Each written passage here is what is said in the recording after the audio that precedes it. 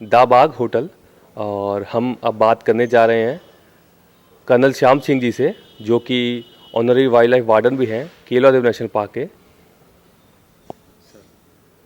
मेरा Keoladeo national park से जब ये घना के नाम से जाना चाहता था तो महाराजा ब्रजेंद्र सिंह जो हैं वो हंटिंग करते थे यहाँ पे और शाम को घूमने जाते थे। मैं बात कर रहा हूँ 1950 की, जब मैं बहुत छोटा था और हम लोग घूमने घने में जाया करते थे, कदम कुंज की कोठी में जाया करते थे। फिर मैं बड़ा हुआ, मेरे खेत भी जो है वो अजानबंद में हैं और जो डाकन मोरी है वो रेस्ट हाउस से थोड़ा सा आगे, वो डाकन मोरी वो मोरी है जिसके थ्रू पानी, अजानबांध का पानी हमारे कैनाल में होते हुए और केवलादेव में आता था। तो हम तब से, मतलब जब से हम पैदा हुए हैं तब से हम केवलादेव के हिस्सा हैं। और उसके बाद फिर हमने केवलादेव में शाह ऑफ ईरान 1956 में आए। हम 10-12 साल 15 साल के थे तो हम मलका सुरैया थी। महाराजा ब्रजेंद्र सिंह बच्चों को, अपनी राजकुमारियों को भी साथ में ले जाया करते थे। सन 62 के बाद विश्वेंद्र सिंह जो इनके राजकुमार हैं, राजकल महाराजा हैं, एमएलए भी हैं, उनको भी ले जाते थे। और सन 65 तक यहाँ पर शिकार हुई मुर्गाबियों की। तो उस शिकार के लिए 59 में आया था किंग ऑफ अफगानिस्तान ज़हीर, और उसने खूब शिकार किया यहाँ पे। और 1965 में मेरे ख्याल से आखिरी शिकार यहाँ पर हुआ था general JN Chaudhary, chief of army staff का। तो हमने यहाँ पर उस ज़माने में बंदूक चलाना सीखा, मुर्गाबियाँ कैसे मारते हैं। उस ज़माने में शिकार जो है एक फैशन था, एक हॉबी थी। और इसके अंदर 5-6 पैंथर्स थे। आखिरी पैंथर भी 1965 में, जो पुराने ये हनुमान जी हैं मंदिर है उसके सामने ही मारा गया था। तो यहाँ पे बहुत वाइल्ड लाइफ थी यहाँ पर पुराने ज़माने में।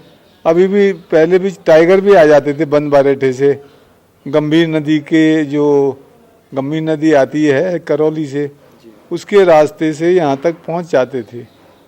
और अभी भी 2 बार टाइगर यहाँ पर, एक 99 में टाइग्रेस आई थी जो 2004 में वो मरी पाई गई। कैसे मरी उसका वो मालूम नहीं कर पाए।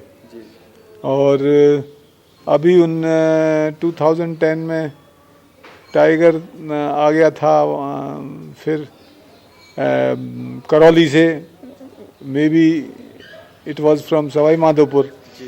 उसको फिर 2-3 महीने बाद ट्रैंकुलाइज करके आजकल वो that tiger is in Alwar, Sariska में उसको ट्रैंकुलाइज करके यहाँ से ले गए थे।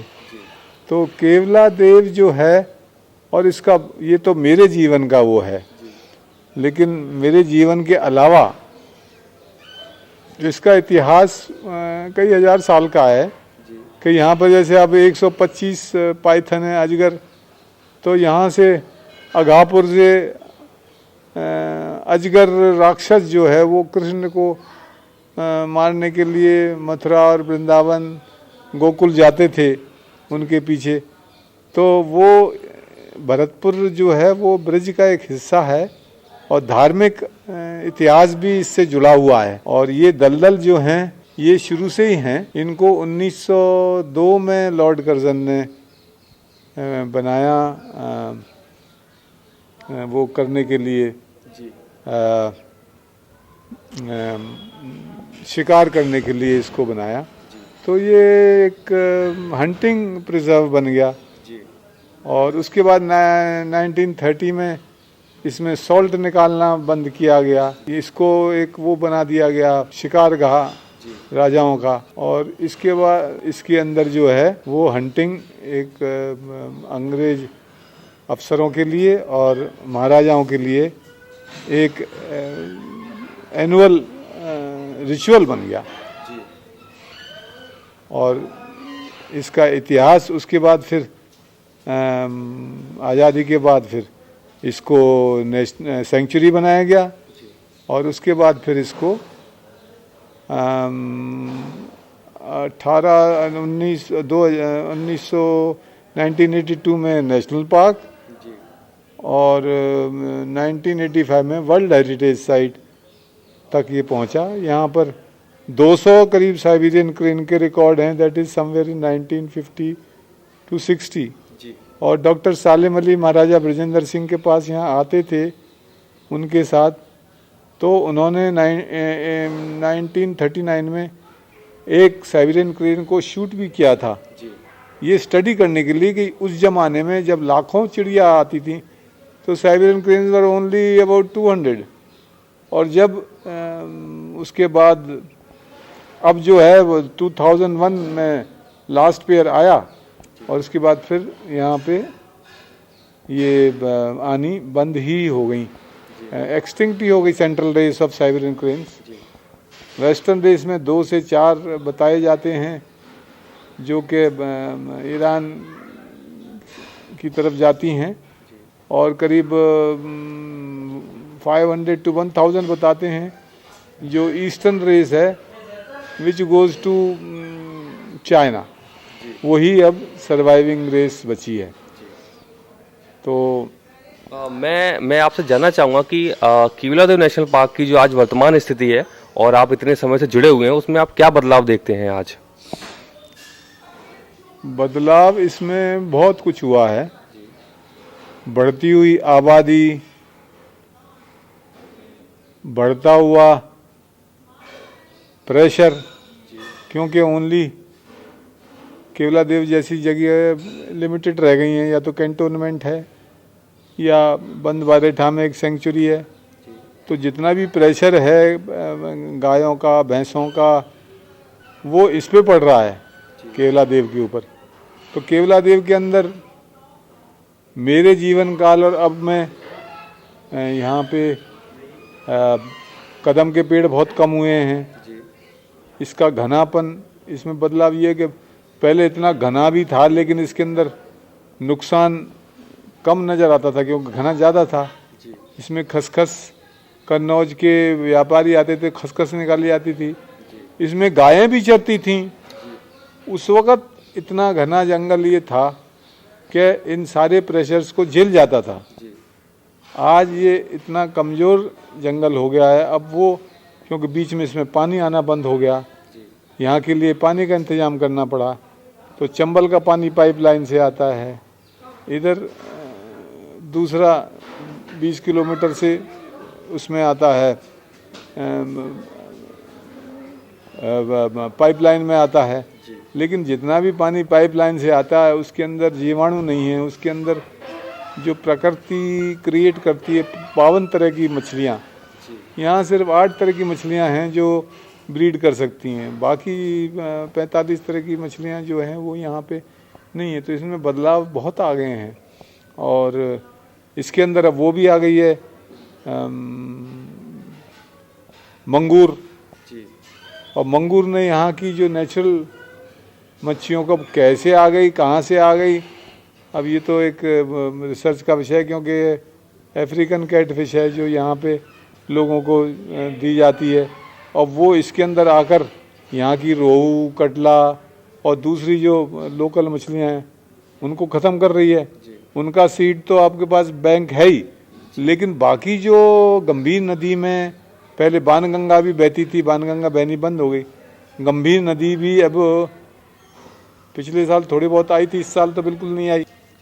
तो उसका ज़रूर इनको पांचना डैम को एक बार, चाहे वो एक ही बार खोलें, 2 दिन के लिए, 4 दिन के लिए, 10 दिन के लिए, उसका कुछ ना कुछ पोर्शन जो है वो ज़रूर यहाँ पर मुहैया कराएं। तभी जो है यहाँ की वैरायटी और यहाँ पर जो आने वाली 400 स्पीशीज़ हैं, they will maintain their regular visits. जी मैं जानना चाहूँगा सर कि केवलादेव नेशनल पार्क का जो डायरेक्ट प्रभाव है पर्यटन में, तो उसमें एक आपका होटल इंडस्ट्री और मार्केट के ऊपर क्या प्रभाव है भरतपुर के अंदर? देखिए, भरतपुर के अंदर पर्यटन तो शुरू ही केवलादेव के नाम से हुआ, और यहाँ पर जो केवलादेव, वैसे बेसिकली यहाँ पर ओनली 30% वाइल्ड लाइफर्स जो हैं दे आर नॉट इंटरेस्टेड, लेकिन अब केवलादेव का नाम इतना हो गया है कि जो वाइल्ड लाइफ नहीं भी जानते वो चलो चिड़िया देख के आ जाएंगे, तो उनको भेजना पड़ता है जाके। तो केवलादेव का नाम ऐसा है क्योंकि वर्ल्ड हेरिटेज साइट होते हुए दुनिया में ऐसी कोई जगह 5/6 किलोमीटर्स की नहीं है जिसके अंदर 400 species out of 6 to 8,000 species of birds मिल जाएं। इसलिए केवलादेव की में तो पर्यटन का शुरुआत ही केवलादेव की वजह से हुई, और ये होटल जो इतने खड़े हो गए हैं ये बेसिकली केवलादेव पे डिपेंडेंट हैं। अब केवलादेव के साथ साथ we are trying Deeg palaces and other heritage and Band Baretha. सो केवलादेव तो एक विहंगम, एक बहुत बड़ी एक हमारे पास एक चीज़ है यहाँ पे, जिसकी वजह से यहाँ पे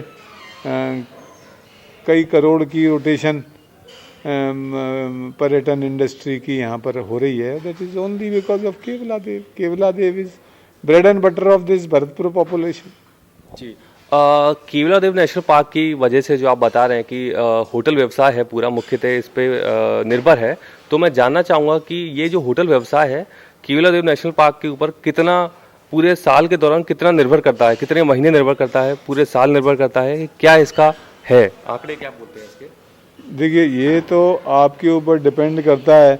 जैसे आजकल फॉरेन टूरिस्ट है वो आज भी नहीं आ रहा है, 90% इंडियन टूरिस्ट आ रहा है, तो है तो ये निर्भर तो करेगा सिर्फ इस सीज़न में फ्रॉम अक्टूबर टू मार्च, लेकिन मार्च के बाद भी इंडियन टूरिस्ट है वो यहाँ कई चीज़ें देखने आ सकता है।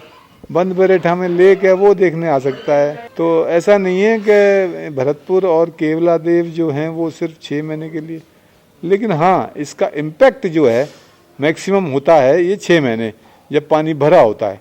जब पानी सूख जाता है तो केवलादेव के अंदर विजिट जो हैं वो 80% कम हो जाती हैं। लेकिन अगर दूसरी जगह डेवलप की जाएँ तो केवलादेव तो जंगल है, गर्मियों में भी वहाँ जाया जा सकता है, और जो वहाँ जानवर देखे जा सकते हैं। वहाँ छोटी डिग्गियाँ हैं 2-3, उनमें पानी भरा होता है।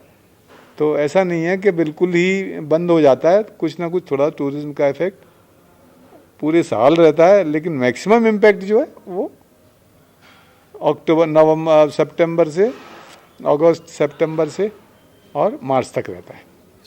अंत में मैं आपसे जानना चाहूँगा कि आप ऑनरी वाइल्ड लाइफ वार्डन हैं केवलादेव नेशनल पार्क के, तो आपका क्या सुझाव है केवलादेव नेशनल पार्क को लेकर, उसे और कैसे बेहतर बना जाए, या कुछ आपके पर्सनल कुछ उसमें इनपुट हो आपके?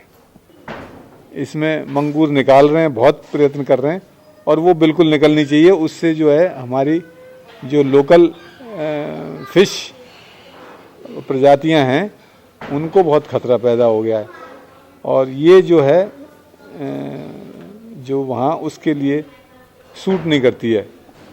दूसरा, यहाँ पे जो इजरायली बबूल है वो उसका निकलना बहुत ज़रूरी है। लेकिन सबसे इम्पोर्टेंट चीज़ है गंभीर नदी का 5 नाव से हर साल कुछ ना कुछ पानी बरसात के सीज़न में इस केवलादेव को मिलना। अगर पानी है तो एक केवलादेव सरवाइव करेगा, और पानी अगर नहीं मिलेगा वो तो यहाँ बहुत सी ऐसी मरीन वेजिटेशन है, मरीन लाइफ है विच विल ग्रेजुअली वैनिश। इसलिए ये बहुत ज़रूरी है कि पांचना नदी का पानी साल में थोड़ा तो ज़रूर दिया जाए।